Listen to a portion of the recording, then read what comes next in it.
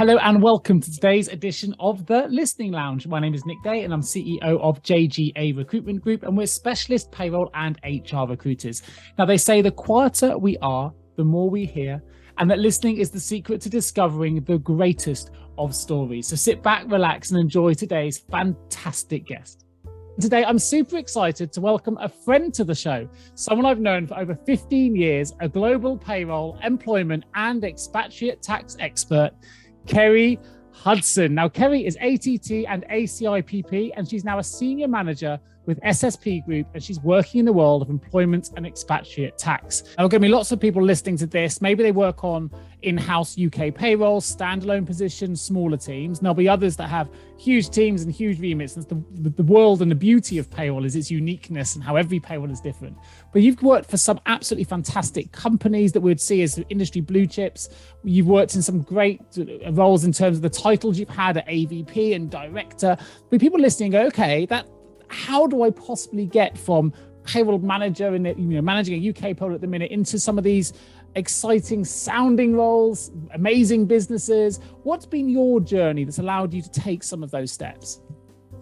Yeah, thanks, Nick. I think for me, my career path, because if you look at my CV and look at the moves, I am not industry specific. So I have always looked for opportunities that would grow my knowledge, but give me the opportunity to learn and to help, add value and sort of make a difference. And that has definitely been my career path. So I've not been afraid to ask, to approach, to network and explore opportunities. So I think I don't fit in one set category, but that is because of just because I've wanted to learn, I've wanted to make a difference, and I've just had some very fortunate opportunities, and I have been able to do that.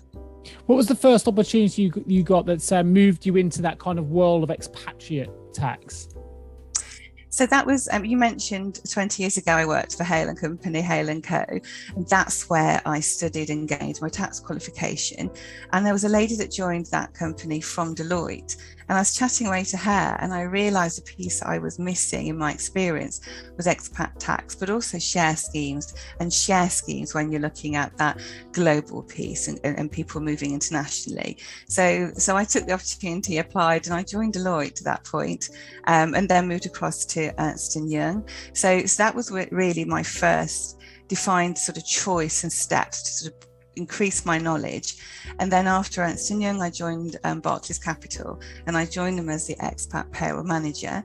And that's when I really had to learn. So I had to learn SAP payroll inside out, really learn to be responsible. I was a person signing off, making decisions. And so that was a significant career change for me, and one that I just feel very fortunate to have had the opportunity. So how was that shift coming from tax and work when your first move into the glorious world of payroll? What is it about payroll that really drew you in, that kept your attention, kept you wanting to yearn for more knowledge in that sector? Yes, I think for me, I really enjoyed the problem solving, but certainly for coming into that role, it was a vertical learning curve.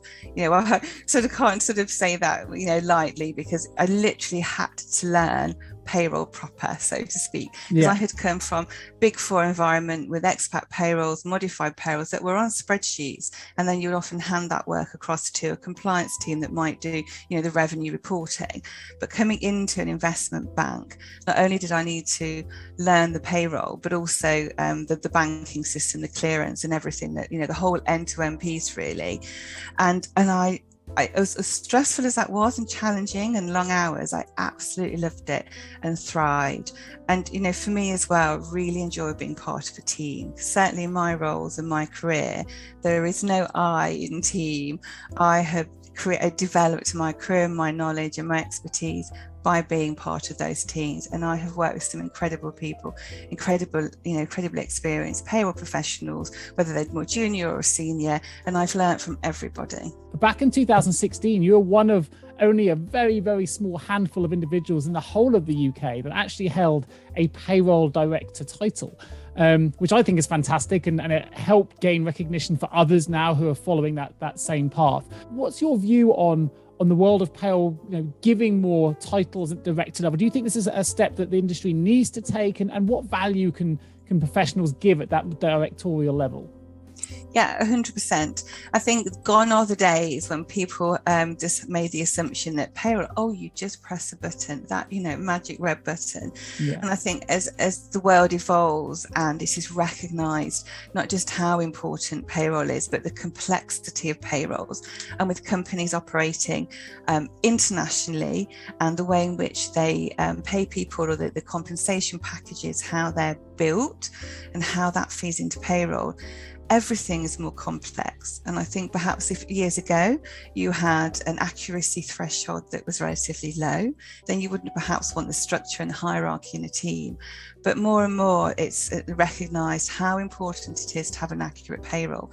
And yes, not just in terms of paying people, but the external reporting requirements and the internal financial reporting, etc.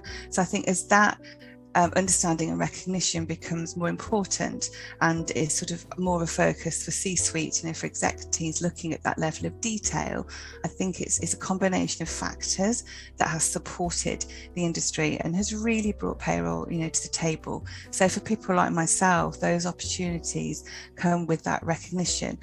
And also, I think for personalities like myself, when you want to actually, bang the drum for payroll, so I will forever support all the payroll teams that I work with, and I think it's a case of being in a position to champion that. So for those of us that have that voice, and sort of move into those positions, it's a real opportunity to explain to a business why the teams are important, why they do such an incredible job, and why we should be at the table.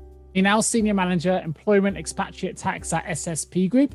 So let's talk a little bit about how that relates to payroll and some of the work that you're doing now. So we've got things like global employment tax planning, managing compliance and regulatory requirements. How does all this relate to the world of payroll for those listening? Yeah, so interesting for me, being a tax specialist that has progressed into a career in payroll. I find that I'm in a position where I can pivot around. Either I sit in the payroll team, I sit in the tax team, or perhaps I might sit in group legal or group reward. So what I can do is look at, so I understand the whole end to end. Someone's contract says, we are going to pay you this, or we're going to provide these benefits, or you're going to be entitled to these share awards. So what I really enjoy and what I can bring to an organisation is, so did we do all of that? Did we do what we said we would do? And did we do everything accurately and correctly? So then I can follow the process through. And obviously really key to that is how payroll processes all that data, because it's how the data is fed in from the business, how the business interact and behave. So certainly at SSP Group, we do have a fantastic payroll manager, and for me it's a joy to work with her, because she's a very detailed person, as you would expect a payroll manager to be. And yeah, so to be able to support her and work with her, for me, I think together we can add real value to the global organisation. There are a couple of sort of buzz terms that people may not be familiar with, but you're now going to be working with that payroll manager to discuss things like formal expat assignments or less formal arrangements and little things like that. For those perhaps not familiar, just kind of give some definitions to some of the terms that might relate. I wonder if you could just expand on some of the things that you would communicate with your payroll manager, what some of those things mean for those that perhaps want to take this step but aren't quite there yet, or want to find out more. Yeah, absolutely. So for me, sort of when it's people and headcount, I might categorise. So as we've come out of COVID, there'll be the definition of hybrid working. We're all familiar and we're all grappling with what policy or framework might look like on that. My next category is remote working. Particularly I can reference during COVID, where people have gone back home, wherever home is, usually overseas outside of the UK. And so currently I'm working on different scenarios where we still have people in those locations. And what does that mean for payroll? And moving on from the remote working, business travellers, and then a more formal agreement with individuals where the business and that person agree, you will remain on a UK contract, but we're going to give you an assignment letter on top of the employment contract, and we would like you to work overseas. So they're the different categories that sort of I put them in boxes. And so when I'm working with payroll, it will be number one, what is a paying payroll? Who's going to process the numbers and actually deliver the net pay to the individual?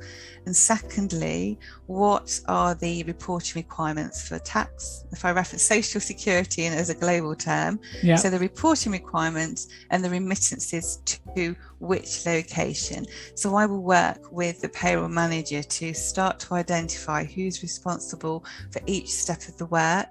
And for me personally, really key is to understand the local payroll team, but also an overseas payroll team. And I aim to build a relationship with an overseas team that's equally as strong. Recognising language barriers, I'm very grateful for my overseas colleagues who do speak English. So I'm a tax specialist, I'm not a linguist, so I do rely on my overseas teams to understand. So often I have to simplify and break down terminology, probably if you're answering your question a little bit better. I try and break things down into more simple terms. And sometimes I won't use the word payroll. Sometimes I break it down and say bookkeeping, because by using that reference, I'm trying to explain the movement of numbers and reconciliation. And then I can translate into what that means onto which payroll. Thank you for joining me on today's episode of The Listening Lounge. My name is Nick Day. And remember, every great conversation starts with great listening. Till next time.